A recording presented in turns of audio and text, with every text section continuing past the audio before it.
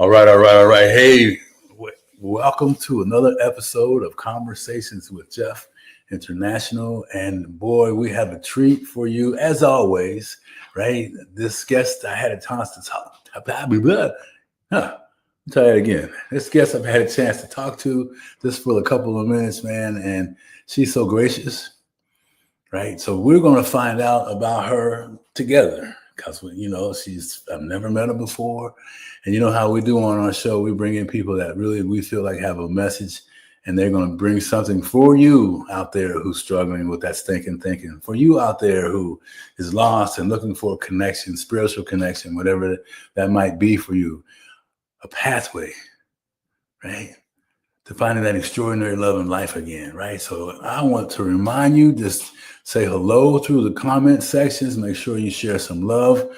This is a recording, so you'll be able to listen to it oftentimes more than once. You'll need to do that anyway, because I'm sure she's going to be dropping so much information that none of us are going to be able to catch the first time. So I really encourage you to listen, take good notes. And as always, is that we always ask, and you guys deliver all the time. Show some gracious courtesy to our guest, right? And so for those of you that don't know, my name is Jeff Tyson, and I'm affectionately known as the Comeback King and host of Conversations with Jeff. And I got the Comeback King name from folks that, have seen me go from heartbreak to healing, from business failures to creating empires, from health issues to a healthy body and living, right? And all the other things that many of you have gone through too. So get ready to go on this journey with our next guest. Young woman, don't even know for sure what part of the world she's coming in from. We're going to let her tell you that. But I do know she's about sharing the message of the gospel, bringing that across all barriers and using that as a tool and a guiding light to open up pathways for people to find that self-love again, to find true love again, to find peace and spiritual connection. So this just get me to shut up and let me bring our next guest on. She's coming in from, we're going to find out soon, my new friend, Ann Utterback. What's up, Ann? Hi. Oh man! So tell us where you're coming from, and fill in the gaps maybe on the bio that I didn't do completely, and then we'll jump right into it. All right. I'm coming from Georgetown, Texas, which is north of Austin. Okay. And then I've written a couple books. Nice. And I'm working on my third, which I'm super excited about. Nice. And, I'm a certified Kingdom Life coach. Okay. So I coach people especially women, to get that breakthrough. That moment where they're like wondering, God, what do you have next? Like, there's something more. I coach women to get into that space of more of what truly God is calling them to. Yeah. That's pretty interesting. So I'm that person in front of you, and what do you find, or what do you see as probably some common? So some people out there that hear this, they may know that they could be that person. What are some of the traits that you've seen in people that are really kind of in a fog and don't know, and you first shed some light that this could be for them? What are some of the traits there? I think for me, it's you become, sad to say, but almost like a mediocre Christian. You're just kind of going through the motions. You feel like you got to go to church because you're supposed to go to church. You spend more time in a Devo than you do scripture. You do Bible study because that's what your church does. And so you just continue to go, you become more robotic in that space, but yet you're hungry and you've got like this inner churning of like, I know there's more. Yeah. Because God wants to stretch us out of our comfort zone. And all of that stuff gets very comfortable. It's comfortable Christianity. Yeah. And you read all the stories in the Bible, none of those people were comfortable with what Jesus told them to do. All the Old Testament, God, like, hey, Yeah. Gideon, go do this. He's like, what? Like, I got a fleece here. let's do some fleece checks. So God is like, he wants more. He wants to expand us to truly impact his kingdom on earth. That's what we're here to do. And Yes. So those folks are going through the motion. I'm hearing you say that they do all the things that are kind of like a robotic motion and never. What do you do? Because I that's been people that I've known too, and I'll say, because I haven't always gone to church, right, and I haven't always done all the right things you're supposed to do, but I always know when I went for an intention. Mm-hmm. Yeah, I think something that God really impressed upon me years ago is the word zeal, like having that zeal. And are we getting out of bed with zeal, with that passion of like an excitement for God? And when we lack the zeal, that's when I think we struggle. And so this really came to pass in August of 22. I'd been married for 22 years and my husband just moved out. He just suddenly moved out and didn't tell me. I was away for the weekend on a business trip. And I came home and he had moved out. And it was like, oh, Whoa. Yeah. So I was thrown into this like chaos. Especially for women, all my security, all my safety, all my earthly, stuff was just whoop, right out the door. And so that really like threw me. And then probably about 8-9 months through the separation, there came a point where we were just like, we couldn't communicate. We were just, he was living 45 minutes away. We were trying to navigate this separation, and we'd kind of come to a head, and he was like, I'm done. And I said, okay, like, what does that mean? And I said, we need to look at each other. Like, we need to see each other face to face. And I said, where are you at? He says, well, I'm at 7-Eleven on the corner. I said, great, I'll be right there. So I went to see him, and I just walked up to the van and I looked at him and I said, if you look at me right now and say, F you, I'm done, I will grant you a divorce and walk away. And not even realizing it, but that was the moment that I surrendered the outcome of my marriage to God. I had surrendered my husband. I thought I surrendered my marriage, but not the outcome. Because I was so bent on reconciliation that I couldn't see there was another option. And so I finally just handed it over, like, okay, God, it's yours. Like, wow, that's, when you said outcome, there was a message over the weekend about surrendering the outcome. Yeah.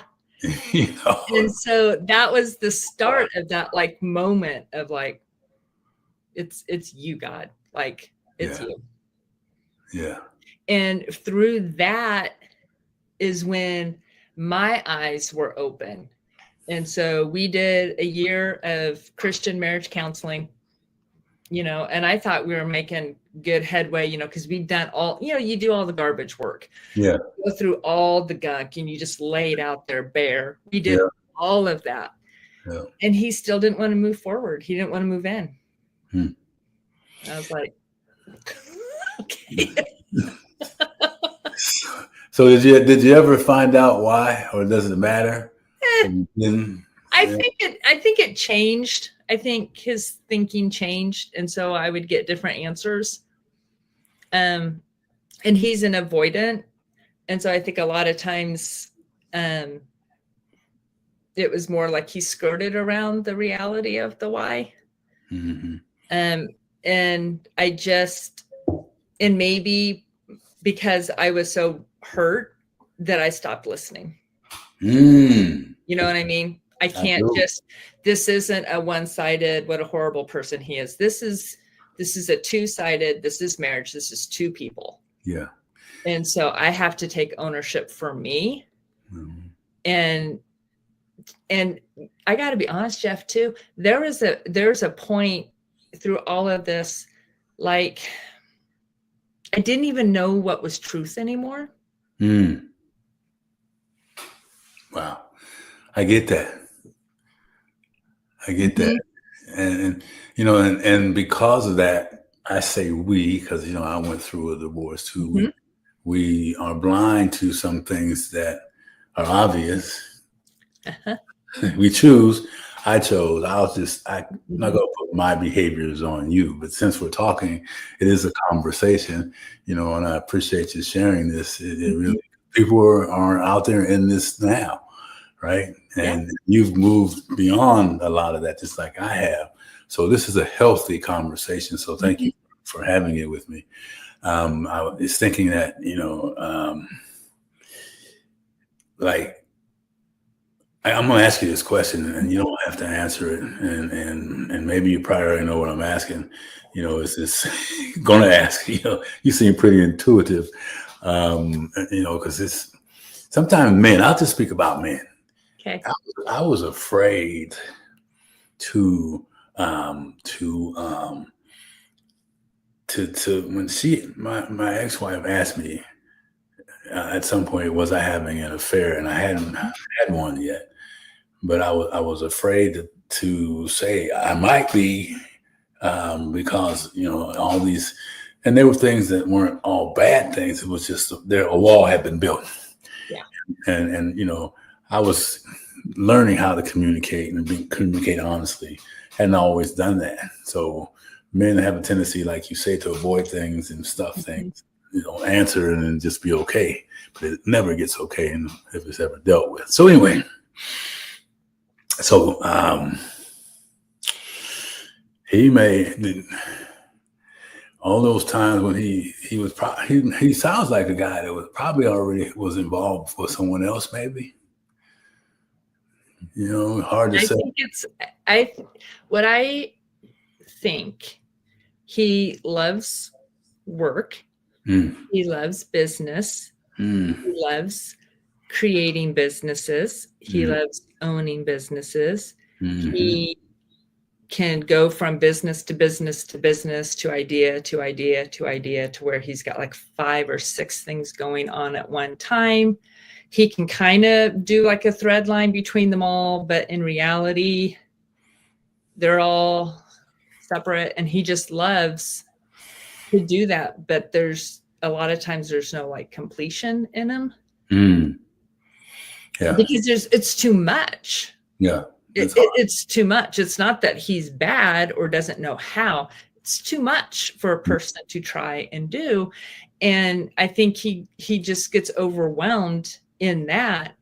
That's where he would spend all his time. Yeah. So did he have a mistress? Sure. It was work. Yeah. I was just going to say, the mistress shows up sometimes not with 2 legs, but has cars or work or, you know, just put a distraction and then put, you know, fill in the gap behind that. Yeah, I get that. Thank you for being willing to share that part, because there is something out there. So people, when they're hearing that, they may be able to kind of like say, hey, can identify with some of these things that we're talking about. So thank you so much. I appreciate it. So now, did you say already, or did you guys finally end in divorce, or? Well, what was interesting is when he didn't want to move back in,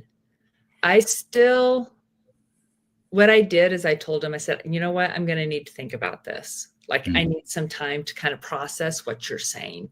Yeah. And so I went back to our counselor by myself, and she handed me a piece of paper on biblical divorce. And that was fascinating to me because she had spent a year with us.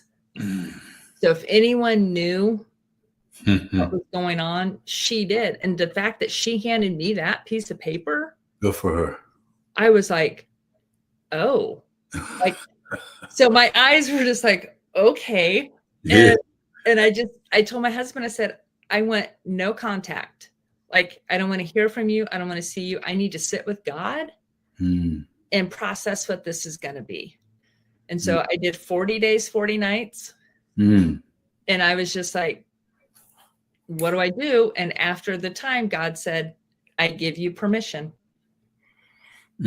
So he didn't say divorce. He didn't say stay. He just said, you have permission to choose. And so I waited again. I still tried. I was like, no, we're going to keep trying. But the more, because of that, I started to like really put up healthy boundaries, something I had never done. Yeah. My eyes were open to reality. I started to hear things through an entirely different filter. Yeah. So the things that he would say to me that used to keep me at bay weren't working for him anymore, because now I'm hearing them differently. Yeah. And I'm like, yeah, that's not going to work for me. Like, no. No. Hey, it's true to know. What do you say? I can hear that. What? No. No. Like, this is not like, no. And so the dynamic changed without me even realizing that that's what I was doing. You know what I mean? But I just started to put up a boundary and be like, nope. Yeah. And eventually, it kind of came, it was March of this year. I told him, I said, we need to talk. Yeah. And he knew what it was. And I just told him, I said, it's time for us to go our separate ways. Yeah. And he even said, he goes, I never wanted a divorce. And I went, yeah, but you don't want to be married. Yeah. Oh, yeah. Listen, I said, you realize you've literally put me in a prison. Yeah, exactly. I said, you've put me in a prison. I can't move out of the house I'm in. I don't want to stay, and you know it. But I can't leave. I can't move. I literally can't do anything. And I'm not doing that anymore. Yeah. So as of mid-October, we are officially divorced. So I have been divorced for about a month now. Yeah. But yeah. Officially, but it's done. Growing through the divorce to where it's not like, I mean, you're miles ahead of things. Yeah. If that makes any sense, right? And because the boundaries, and you said boundaries are so important. People write down the word boundary, and go look it up, right? Because they are so important. And then compare what you see in the dictionary to how you're allowing yourself to be treated, right? Like you set some boundaries up on areas where he was just running back and forth and doing whatever he wanted to, like I did when I didn't have boundaries, or all those things. And but after a while, you start to say, that one's up. Right? I'm not letting you come and go impact my day or whatever it might be for you, all those things. So wow. So fresh out of the court system,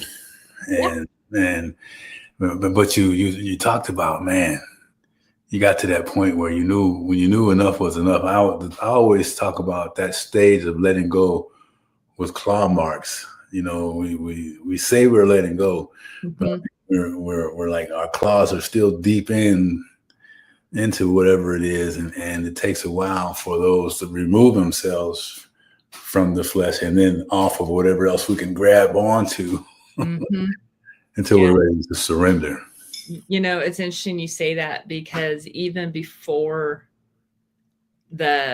I told him I wanted a divorce, I walked through this exercise of breaking spiritual ties.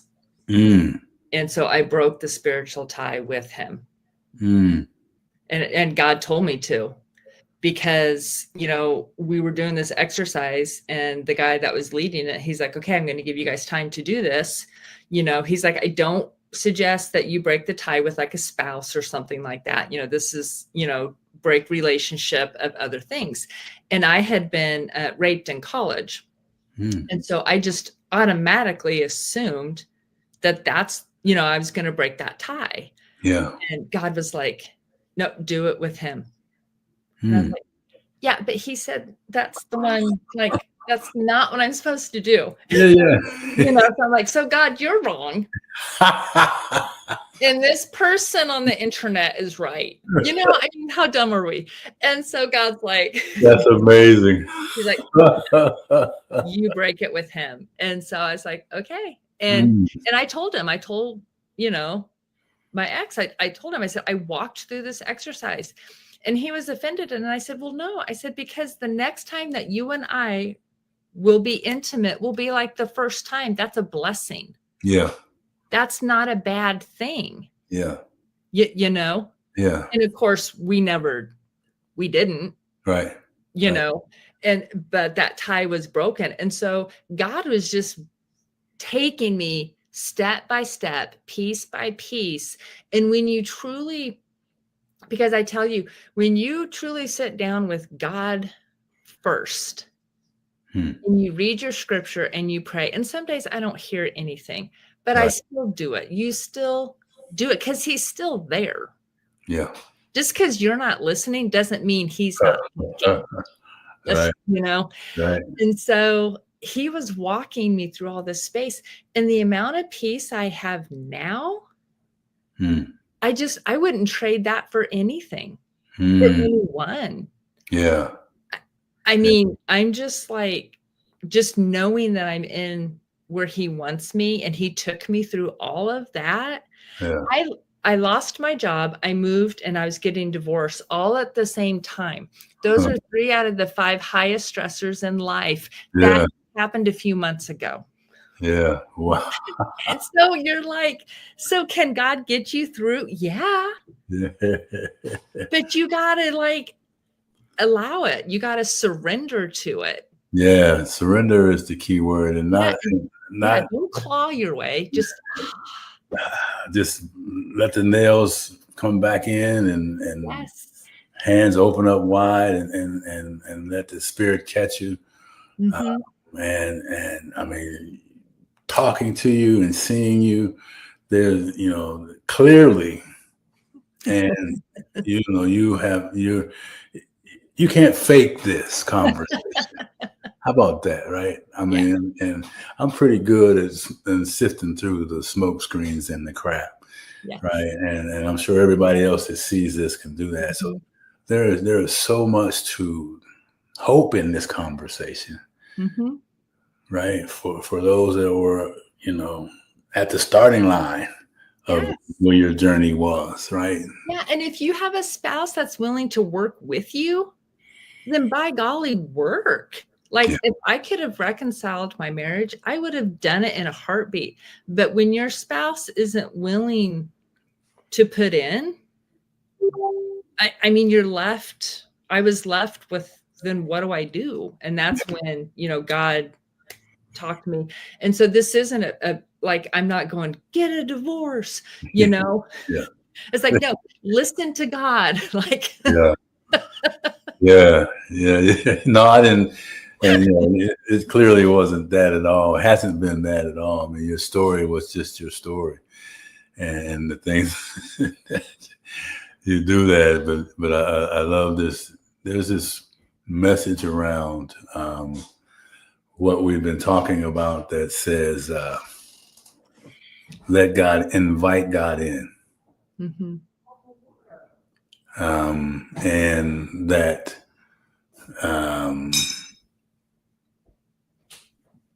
It just really is, like, man, you pray to him, but do you invite him in?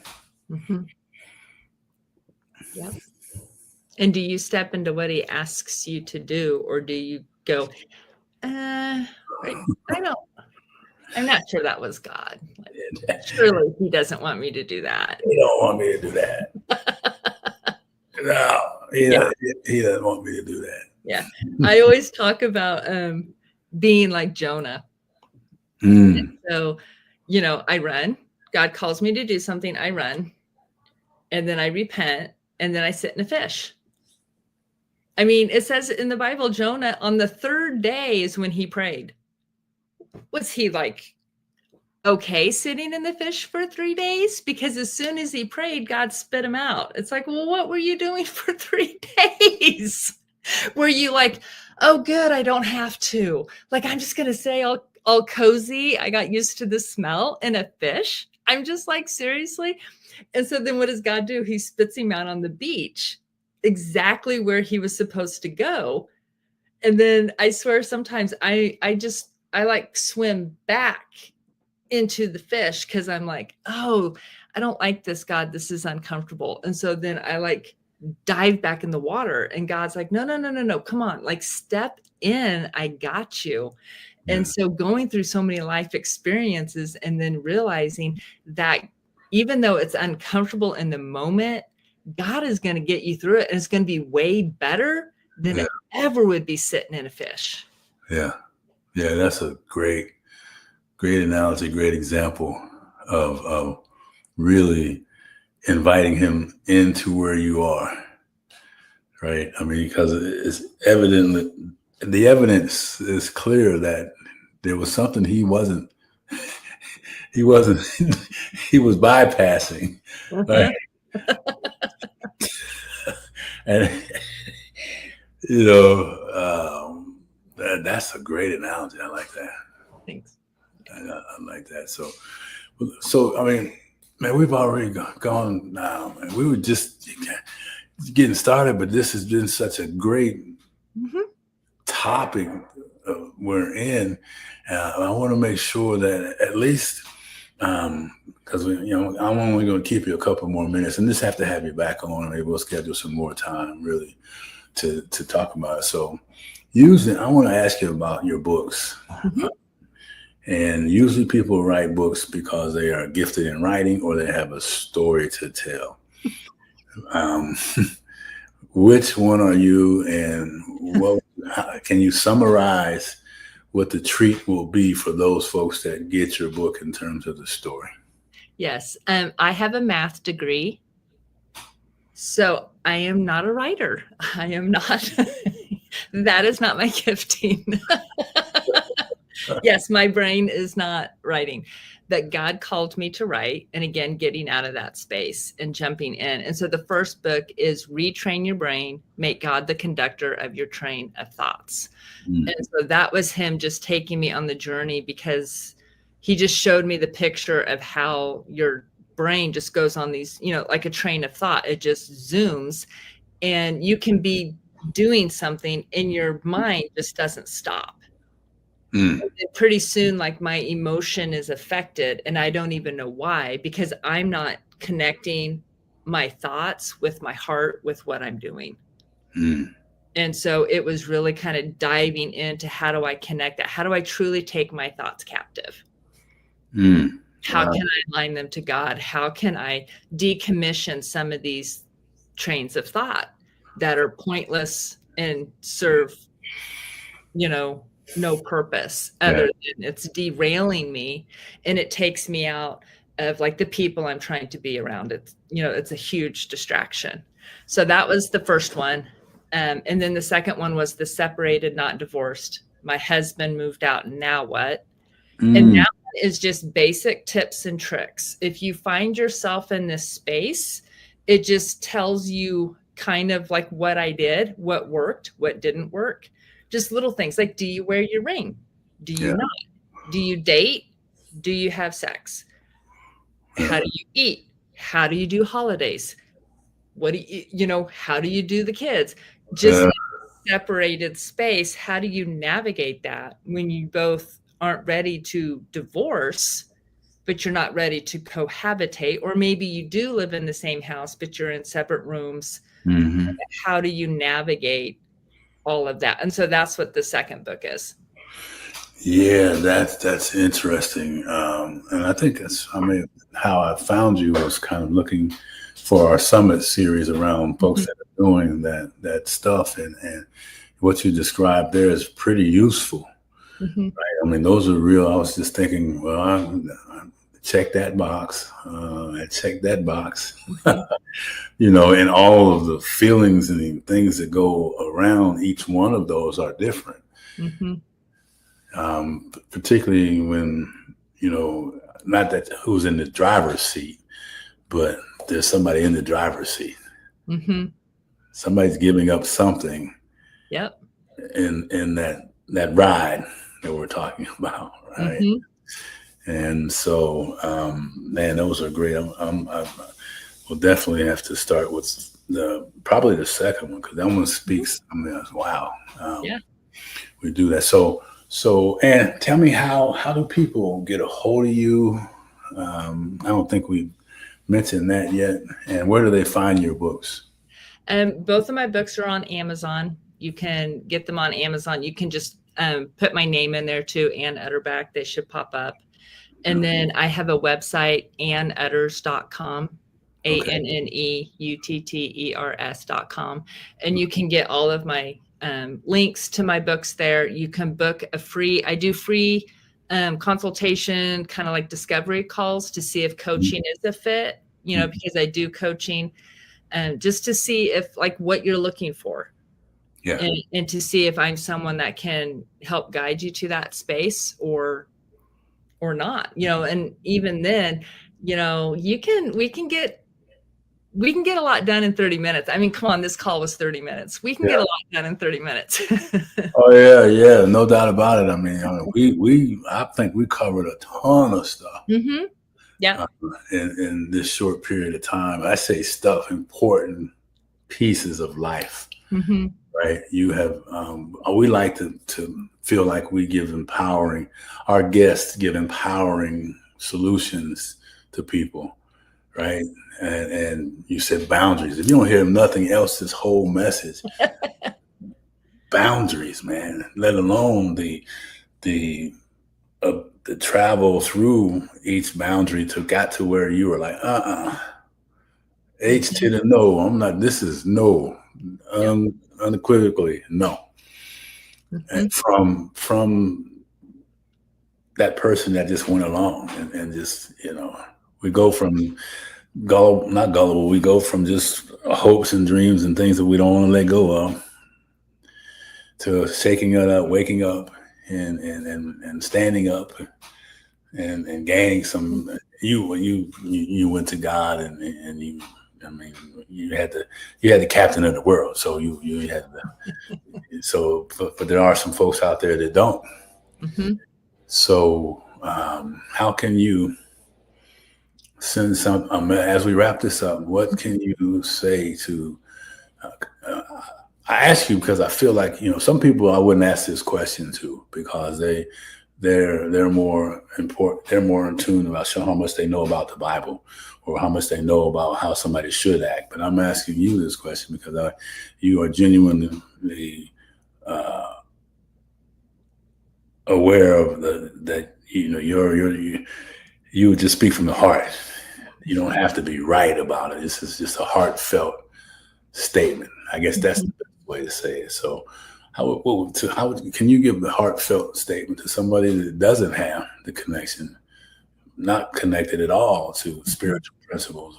And what can you say? Because there's a lot, even though the ones that haven't, and they're disconnected. So disconnected or never had it, or just kind of wondering, what can you say? I think the biggest thing is when this first happened, when I was first separated, I hid away in shame and guilt. And I was so afraid that people would judge me, because I spent my life thinking I had a great marriage. I was a good mom. I did all the things. I'm a Christian. I work for a big church, all of the stuff. And so I was so embarrassed and I hid away. And then the following January, my church, we do a week of prayer and fasting. And during that time, God was like, you are dearly loved. Stop hiding and you're going to be all right. And so for those people out there that you are going through this, you are dearly loved. And stop hiding. And you are going to be all right. Regardless of how it plays out, you're going to be all right. And when I say stop hiding, it means just start speaking truth to yourself. Start speaking truth to trusted people. That doesn't mean we do social media posts. It doesn't mean we start doing random crazy stuff and we start dating and we start, no. Stop hiding means get out of that realm of shame and guilt Hmm. and judgment. SSNJ. That's beautiful. Yeah. I mean, and that's why I asked you the question, because I knew you would deliver that answer. Right? I mean, Yeah. that speaks to anybody Mm-hmm. and everybody. All right. Well, hey, and I promise no more questions other than getting you back, and maybe take something from your book, or we can do a lesson or something. Sure. Around those folks to do that. So I want to say thank you. And I hope this was enjoyable for you as it was for me. I loved it. Thank you. Yes, this was great. I loved the conversation. So perfect. All right, my friend. Well, thank you for being flexible. I mean, and just being who you are. And we'll talk again soon. Sounds good. All right. Take care. Hey, so listen, I mean, you have to have been just I don't know what you would be not to be able to take away so many things from this conversation, right? Man or woman. I mean, we both and I both share some things in this conversation that, man, I'm fired up over, man. Right.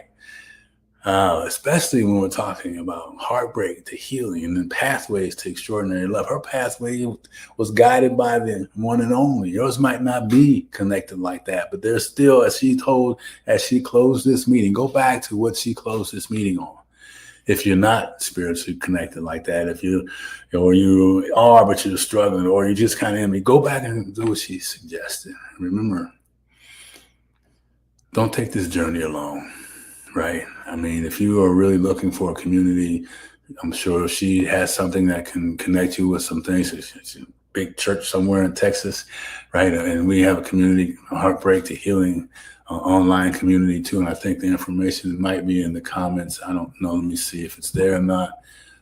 No, maybe I can get it in there without taking too long. If I can't, just reach out to me. Yeah, I can't do it. So I want to again thank our guest. What a fabulous conversation today. And we just met, man. I mean, wow. I mean, really, first time, well, not first time talking, second time talking, but just continuation of the first conversation, which was pretty great for me, and hopefully for her too. So take this information, please fit it in where you can get it in.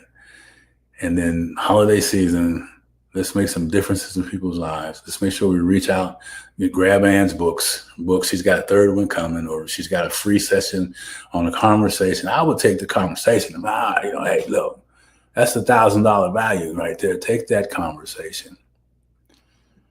She's here to serve, and so are we. All right, have a great, fantastic day, and enjoy this message. Conversations with Jeff, saying thank you very much, and don't let nothing stop you from reaching your destiny. You shall not be denied. Your comeback is now. We'll see you later.